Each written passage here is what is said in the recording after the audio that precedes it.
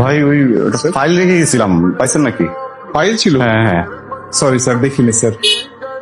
এই তো মাত্র রেখে এলাম। ম্যাডাম উনি কি বের হয়েছে? হ্যাঁ, উনি চলে গেছেন। আমি জানতাম আপনি ফোন করবেন, কেন? কারণ আপনি রেস্টুরেন্টে কিছু একটা ফেলে এসেছেন সেজন্য। থ্যাংক গড, আমার ফাইলটা আপনি পাইছেন না? যেহেতু ফাইলের মালিক তাকে রেখেই চলে এসেছিল, আমাকে নিয়ে এসেছিল, আর কোনো উপায় ছিল না, তাই না?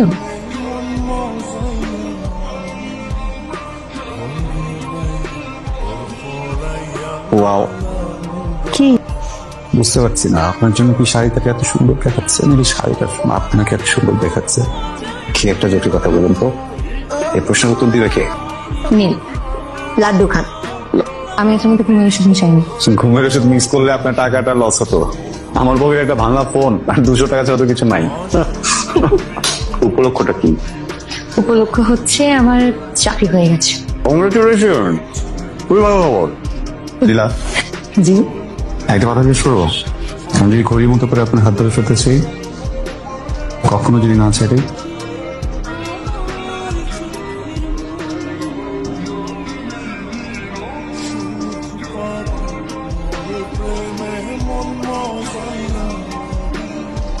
চাকরিটা আমি পেয়ে গেছি নীলা, শুনছো? সত্যি? Yes, congratulation. Thank you. তোমার যদি চাকরিটা নাও হতো তারপরেও আমি তোমারই থাকতাম। Happy birthday.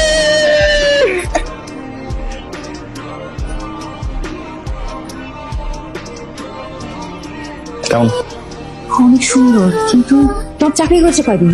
চাকরি হলো কিছুদিন। এখন পর্যন্ত স্যালারিটাও পাওনি, পাইনি। তার মধ্যে এত দামি একটা গিফট নিয়ে এসছো। টাকা কোথায় পেয়েছো? টাকা আমি চুরি করে আনছি, ডাকাতি করছি। তোমাকেও ডাকাতি করবো, কোনো সমস্যা? হ্যাঁ বলো তো, চলো তোমাকে ডাকাতি করে এসো।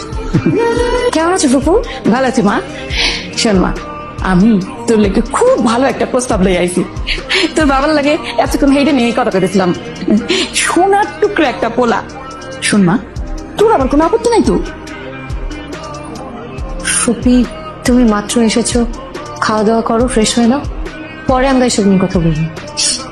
যাই, আমার বাসা থেকে বিয়ের ব্যাপারে কথা চলছে। তাহলে তো খুবই ভালো, চলো বিয়ে করে ফেলি।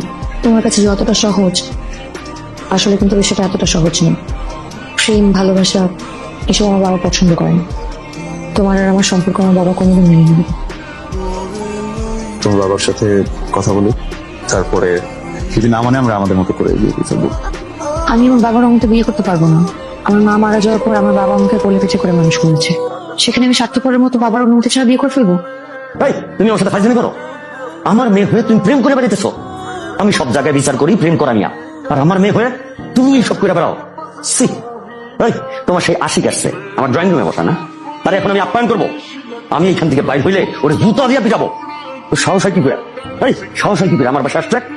ওরে এখন বাইরে যেতে কো, যাও ওরে বাইরে যেতে কো, নাহলে কিন্তু চরম অপমান করবো। তো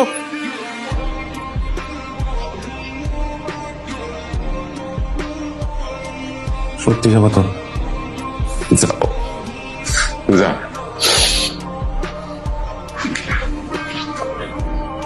ওরা দুজন দুজনকে পছন্দ করে, ওরা যদি একজন আরেকজনের সাথে সুখী হইতে চায়, আমাদের তো সমস্যা থাকার কথা না, কি বলেন? সমস্যা আছে মানে? অবশ্যই সমস্যা আছে। এই যে পছন্দ করার পরে, এটা তো সবচেয়ে বড় সমস্যা। সমাজ এটাকে ভালো চোখে দেখে না। ভাই আপনি চুপ থাকেন, আপনি চুপ থাকেন, আর একটা কথা বেরেন না। আপনি তো একটা ফালতু লোক না, আপনি পুরাই ফালতু।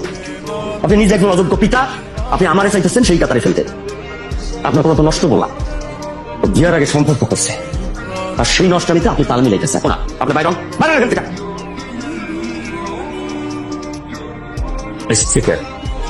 যতদিন বাইসে থাকবি তুই কোনোদিন আমার বাপ বলে পরিচয় দিবি না।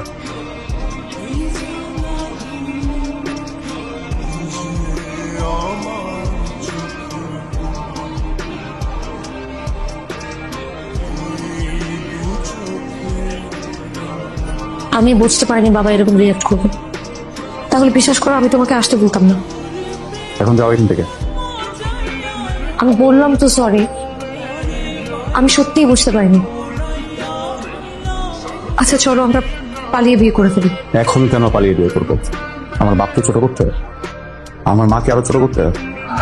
নিজেকে কি মনে করে তোমার বাপ? থার্ড ক্লাস একটা লোক, কিভাবে কথা বলা উচিত এই শিক্ষাটা পর্যন্ত তার ভিতরে নাই। যখন আমার বাপকে তোমার বাড়ির ভিতরে তোমার বাপ ছোট করতেছিল, তখন একটা কথা বলতে পারো নাই? তখন মুখ দিয়ে কথা আসে নাই তোমার?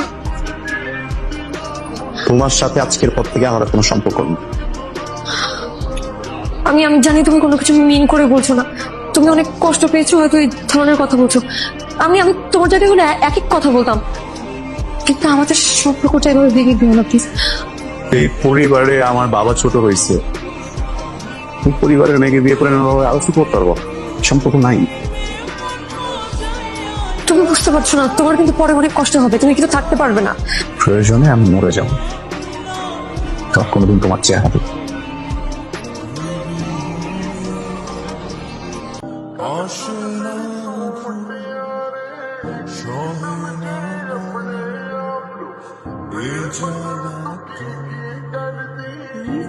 তুমি কি আমার সাথে একটু দেখা করতে পারবে?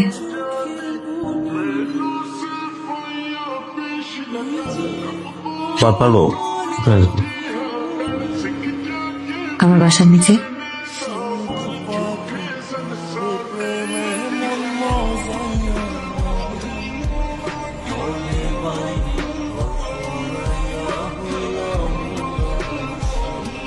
আমার কাছে আর কোনো অপশন ছিল না, আমি অনেক চেয়েছিলাম তোমাকে আমার লাইফে আঁকড়ে ধরে রাখতে। এখানে এসে সবকিছু সাজানো দেখে ভয় পেয়ে গেছিলাম, পরে মনে হলো ভুল ভাবতেছি, অন্য কারো বিয়ে, কিন্তু তোমাকে দেখে সব ভুল ভেঙে গেল। অপশনটা দাওনি ঘৃণা করার, ঘৃণা করার মতো তো কিছু করনি, কিভাবে করবো ঘৃণা বলো? তুমি আমাকে দূরে সরিয়ে দিয়েছো, আমি বাবাকে অনেক বোঝানোর চেষ্টা করেছি, কিন্তু সে কোনোভাবে রাজি হয়নি। আমি যদি আরেকটু বেশি জোর করতাম তাহলে আমার বাবা মরে যেত। তুমি আমাকে অনেক ঘৃণা করো, তাই না? আমাদের এই পরিস্থিতির জন্য তুমি আমি কেউই দেয় না। সেই দিন বাস্তবে যেরকম আমি এই ছাতাটা হারিয়ে ফেলেছিলাম, ছাতার সাথে যদি আমি তোমাকেও লাইফ থেকে এরকম হারিয়ে ফেলতে পারতাম, তাহলে হয়তো এত কষ্ট হতো না, তাই না?